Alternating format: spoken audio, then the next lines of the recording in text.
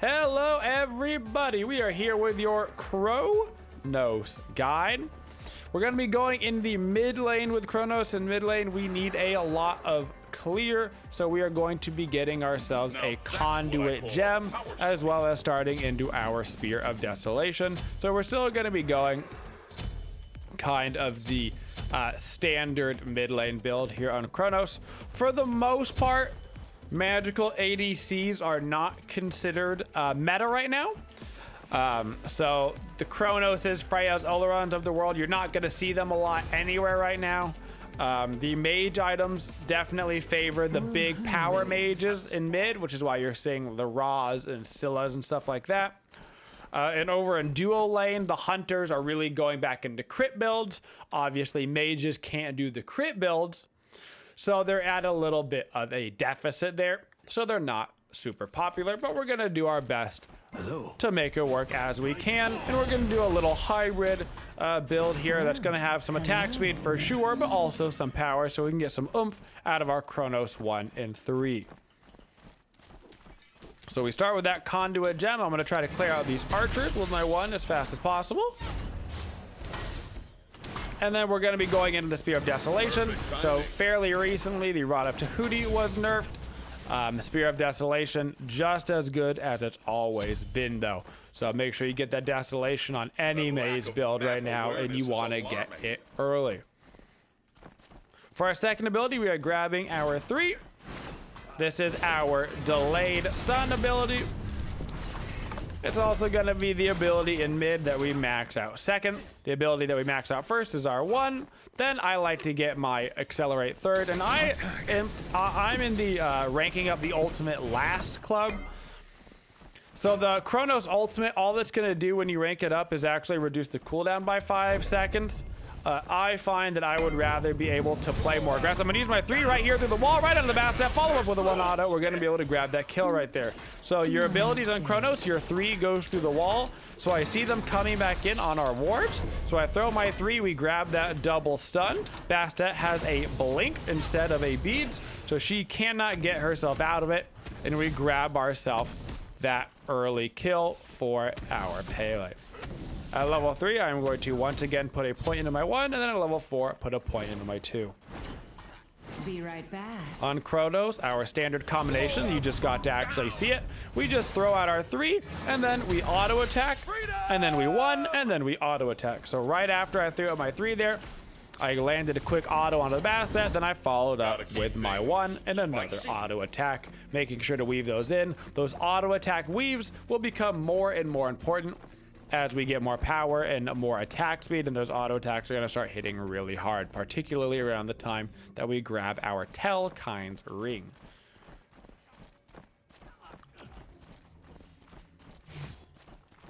Chronos is 2.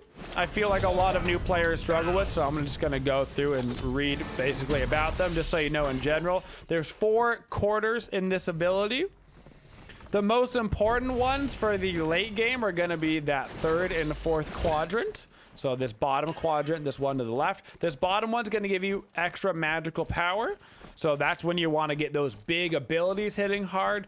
Your one on the left-hand side, this is going to help your auto attack power, basically. It's going to give you a bunch of extra auto attack damage, so it's really good for killing structures. It's also good just straight up for PvP in the late game.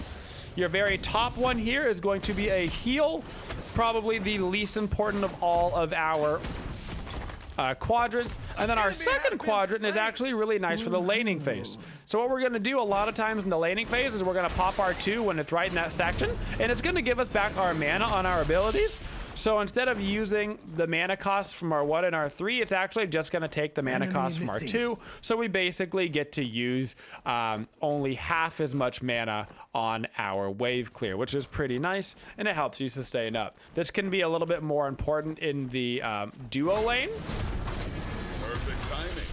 where Chronos tends to have a little bit more mana problems, especially if you're not going to go into something like a conduit gem in the early stages of the game.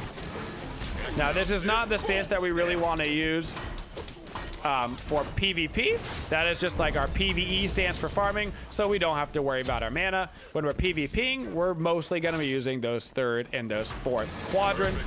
If you have to get a heal, right, you just got a bunch of mana for some reason and no HP, then you can use that top quadrant, but really, Enemies incoming. we don't use it that often. Very unfortunate. Also on Chronos, a little tactic to help you out. We prefer to auto attack the wave a couple of times and then use our 3, and that will help get the wave grouped up on top of each other so we can almost hit the entire wave with our 1. It's gonna help your lane clear on Chronos quite a bit. So instead of just trying to throw your 1 out like only on the archers or something, if you can, you have to have a little bit of presence on the wave. I'm coming up behind these guys right now, so I don't want to use my second quadrant. I'm going to pop this right into my 4th quadrant while I look around for the basket. Throw that 3 through the wall. It's going to be able to grab the kill. Throw this 1 over this wall. Going to get some more damage on this Janice. Reminder that your 2 also gives you all of those baseline stats as well. So like it gives you that movement speed and the attack speed no matter what when you're using it. That is a separate feature from those quadrants. Also, Chronos is passive. It's not so good right now, I would say. You get that extra magic power as time goes by. But the game is so, early focused that you're never gonna get like a full stacked passive right now. So like, yeah, a little bit of extra power is nice. But Chronos really does prefer the ultra late game matches. He's more of a 30-minute plus type god, Put him in your head to the place where you think about like Artemis, where she really wants those games to go ultra late so she can shine. Same kind of thing with Chronos. I walked right back into that because I just can't help it. Just love getting hit by Yan assaults. My body just needs it to survive. For our boots, we're going to get a Shoes of the Magi while we go work on our Spear of Desolation. I like the extra damage on Chronos. The lifesteal is kind of whatever on these boots, but more importantly, I'd rather just get a little bit of extra power because that's going to scale really well with our abilities and our auto attacks. And for the most part, Chronos' abilities are fairly low cooldown, particularly the 1, which is our main source of damage. So I don't super feel the need to get a bunch of CDR on him. So we're going to get those power boots for a little bit of extra oomph. Spear of Desolation, while it does have cooldown on it, cooldown is not the main reason why we get this ability. Well, actually, cooldown is the main reason why we get this item. It just happens to be the flat cooldown for when people die. I'm gonna pop my 4th quadrant really quick while I'm running over towards this Basta and the Janus. Unfortunately, not quite gonna be able to hit them. I'm gonna put out a deep ward and kind of stick around a little bit. It looks like they're rotating towards me, so I'm gonna be a little careful. He doesn't necessarily, he had a thought that I would be there, and now I'm a little worried for the AMC and stuff. So I'm just gonna stick around and try to secure this maybe with a 1. Not gonna be able to do anything. Janice is low, Ganesh Dash is down. Like, I'm feeling pretty good right now. I'm gonna run right back in on the Janice. He's just barely gonna get away. Ganesh ult goes down. I hear the AMC ult go down, so I can actually ulti back into this. Gonna pop my bonus ability bed damage here. Bastet is unfortunately here. That's gonna hit her though. She's gonna take so much damage, but we're actually gonna die here, unfortunately, to those kitty cats. So many opportunities right there for kills. Just missed a couple of abilities. And unfortunately, they had about 4 or 5 people there. Xingtian came over and tried to help. And we probably should have had maybe 3 kills right there, unfortunately, but it was close. For our 3rd item, I'm going to go right into a Talkine's Ring. I find that that bonus damage that you get off the Talkines is still very good right now. And then we're going to get ourselves that Demonic Grip as our 4th item because we are going to need some penetration still in our build. We got a little bit of the flat from the Desolation, but we'll get that percent pen off of our Demonic Grip. For matchups for Chronos right now, he doesn't have a lot of great matchups, I would say. Part of that is just that his early game is a little a little lackluster, particularly in the wave clear department. Yeah, you got to get about up to level 9 before you start full clearing those waves. So any of the major high clearers right now are going to provide you a lot of issues. So watch out for the Morrigans of the world that are going to be full clearing those waves in 1 or 2 abilities starting at really low levels, like levels 2 and 3. Because you're going to have to sit back underneath your own tower to deal with a lot of that.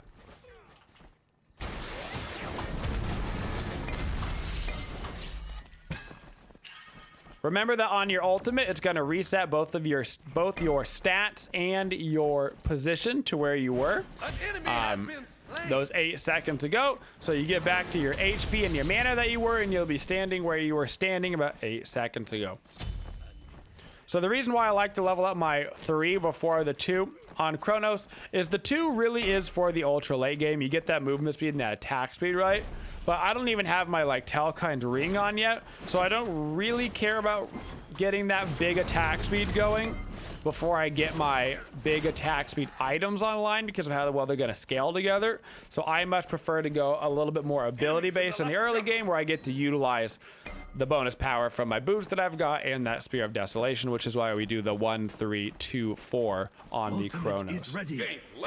Looks like they know that I'm over here. I'm going to pop that 3rd quadrant, land a couple of auto attacks. He does pop his beast. He's probably going to ulti me here, so I'm going to preemptively use mine. The Bastet was there as well. We go back on our power. I go back into my 3rd quadrant where I'm once again going to use it for that bonus power. And we're going to be able to get ourselves a little kill on the Ganesh. So remember that there is a little bit of time on the Chronos ultimate when after you press it, you are CC immune, but you are still vulnerable to take damage. So you need to make sure you're pressing it just about a half a second before you are actually going to need to go back in time. All right, let's get those tier 2 rings online against this team. Both Aegis and a Shell would be good here. I want you to always keep in mind Shell as an active this season. It's probably the best team fight active right now. And it's not 100% settled yet, but a high level gameplay, 2, 3, 4 Shells popping up is starting to become more and more popular. So I'm going to give that a little bit more time before it settles. But we very well might settle into a meta where you have like 3 Shells on your team pretty consistently just because of how good the value is. Now, Janus looks like he's going to rotate back over to me, so I'm going to pop my 2 for a little bit of bonus movement speed. 454 damage just from one right there. We're not quite going to be able to kill him, but we are going to be able to push him right back out of here. Now that we're getting deep into their jungle, we want to make sure those wards are out. That's a good ward there from the Xing Tian. Make sure once you start playing aggressive into the jungle, the only way you can really lose a lead right now in Season 8 is if you start only going Lack of map awareness is alarming. for the enemy kills. Killing the enemy is great. We all want a PvP. And that's fine. You should be playing deep into the enemy jungle. But a big reason why you're going to be playing deep into the enemy jungle is in order to steal their farm. So that way you can continue your golden XP lead and keep that momentum going. So don't get too ultra focused on just trying to get kills. You do want to be going into their jungle. You do want to be playing aggressive. But a large part of that is because you're trying to take their farm. If you take their farm, you have to remember it's also a 2-for-1 deal. Not only are you getting farm, but they're not getting farm, which is why it's so valuable. Janus wants to come in on this, but I kind of want to go in on this as well. So I'm going to try to go find him. Ganesh is going to come up behind me, so I'm just going to turn on the Ganesh. That's fine by me. And then we're going to walk back for our red buff.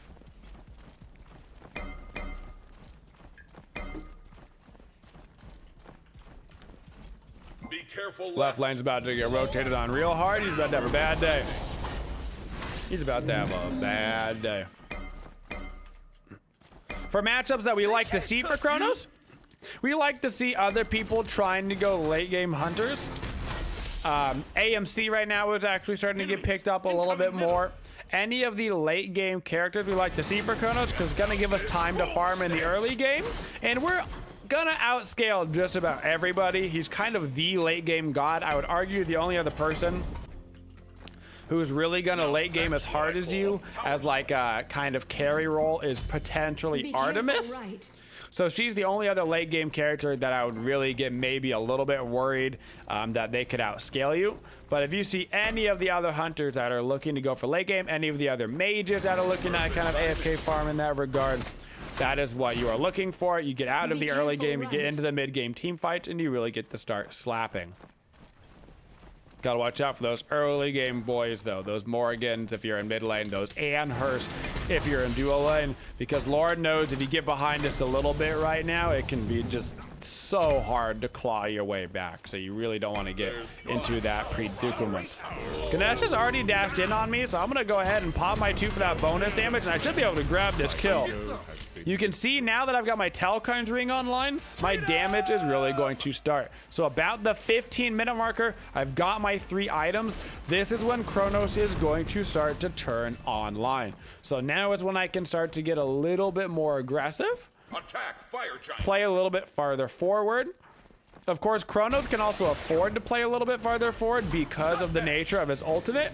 As long as you're really consistently moving, you're gonna get a lot of value for the reset off of your ultimate. Now, if you're standing still in a fight, right? Like if I'm sitting around for a couple of seconds, I'm just doing little circles like this, then I'm basically gonna ult myself right back into that little circle, not so tricky. But if I like pop my 2, I get a bunch of bonus movement speed, I run into their jungle, I try to steal a buff really quick, bam, and then I pop my ulti, well, I might throw myself all the way back into the lane, getting a lot of movement value out of the ultimate as well as that HP and mana reset value. So right now our goal as a team should basically just be walking around together and doing objectives. We've got that sweet spot of a lead that you're looking for, that 5K marker, which is really when the game starts to get out of control.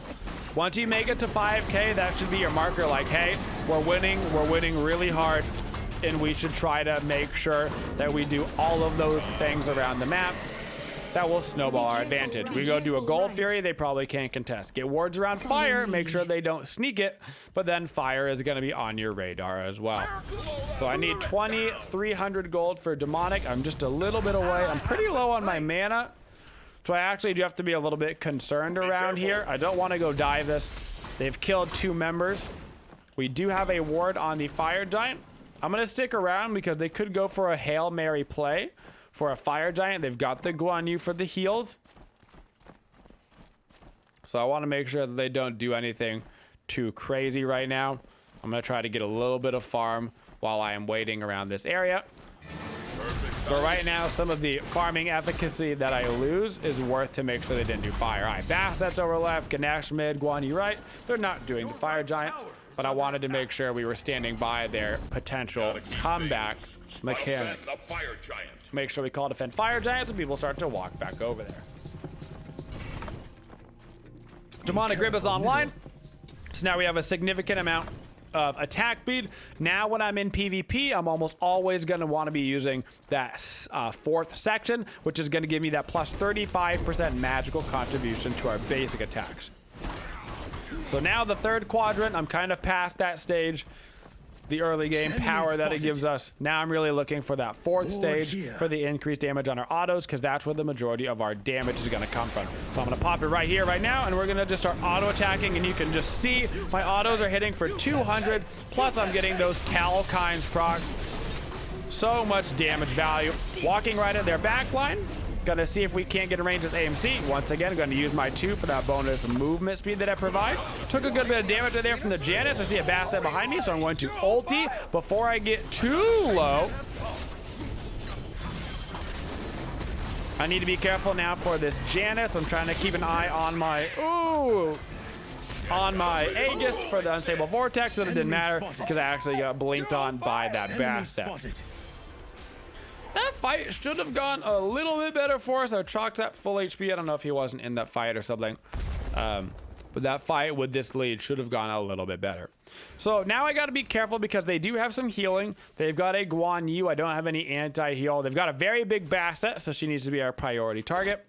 So right now, as much as I would like to go a Rod of Tahuti for straight damage, that's probably what I would normally go in this situation. I'm actually going to get myself a Divine Ruin. Still going to get some good damage value out of Divine Ruin this game because I'm going to get some extra flat pen on top of my Spear of Desolation, and I've already got the Demonic, so I've got the percent pen. But I need to make sure I have the anti-heal online. Chronos, not the best Divine Ruin procer in the game, but not the worst either. His 3, because you can hit multiple people with it, can be a fairly reliable way to apply that Divine Ruin. Also to be noted, if we didn't get as much of an early lead as we did, or if the Guan Yu would have gotten a bigger lead in solo and would have been rotating earlier, I would have needed to grab this Divine Ruin in place of where my Demonic Grip was, so about 1 item earlier, to make sure that he was not going to be too much of a problem for my team. But because he was behind in solo, because I was ahead in mid, I could get away with it. I don't mind focusing the tanks on Chronos. At the end of the game on Chronos, your only job is to basically focus whatever is in front of you. Nobody will be able to live through your damage. No squishies, no tanks, no gods, no nothing. Even some of the tankier gods in the game, like Osiris, when they get all those percent mitigations, it doesn't matter. As long as you've got that 4th quadrant proc and you get that plus 35% on your magical scaling, you're basically unstoppable. Your auto attacks are gonna basically be like hitting crits. It's like a little mini crit on every single auto attack. Now our boys are pushed up really far in mid. They need to be backing out of here. They don't have the Chronos or the Hachi. The Hachi was dead, which means they have no way of actually grabbing themselves that Phoenix. So they need to chill out because we need to get back here and start doing a Fire Giant. Got to get my Divine Ruin online and a couple of wards for around the Fire Giant. Now normally you would rank up your starter item before you get something like the Divine Ruin, or excuse me, before you get something like your final item, but specifically because it's a Divine Ruin and I'll need to make sure this anti-heal is online for these fights, I'm going to finish up that Divine Ruin first before going back and doing my starter item. So if this would have been the Rod of Tahuti, then I would finish my starter item because in general, Archmage's gem is just going to provide you so much more damage than pretty much any other item in the game. But I'm not looking for the damage right now. I'm looking for the anti-heal. Chronos, securing on objectives is pretty lackluster. All you can really do is throw out your 3 and then your 1 and try to get those damage procs basically at the same time. He is a great objective burner, not a great objective securer. So if you are going against one of the large mage ulti characters, you're going to want to make sure you are having a heavy zone onto them, because if a Ra or a Poseidon or somebody walks up, they are absolutely going to be able to out-secure you. Now, one of the most fun parts about Chronos, Phoenix damage. So what we're going to do is we're going to walk right up to this Phoenix. We're going to proc our 4th quadrant and watch this Phoenix get deleted right before your very eyes. That is right. 300 autos on the Phoenix with 2.3 attack speed with that quadrant proc, folks. Chronos, arguably the best Phoenix killer in the entire game of Smite. He has no problems taking those by himself. And now we're going to keep using that 4th quadrant here in the late game, and we're going to take down this enemy Titan. We should be able to take no time. It's actually going to be a little bit close here. No, we're going to be able to do it. Ganesh is going to be in my way. If he's going to be in my way, then he is going to die to me before we kill this Titan. For our last item, of course, we would have just been finishing up our Archmage's gem.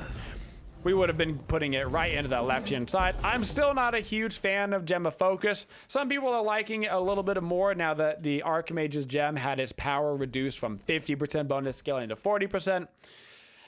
For me, man, I mean, 40% bonus scaling just feels so nice. Even though Chronos doesn't have like a big ulti to use it on, even if it's just on your 3, I mean, if you hit like 2 or 3 people with your Chronos 3 and it's got 40% bonus scaling, that's a lot of bonus damage that you're doing in the middle of a team fight. So for me, I still just like it in general. But Chronos, probably one of the characters you could actually get away with a Gem of Focus because your one's on a low enough cooldown for you to be spamming it and to keep up that general bonus damage and like reduction and stuff. You could experiment with that as well, guys. And that is our Chronos guide.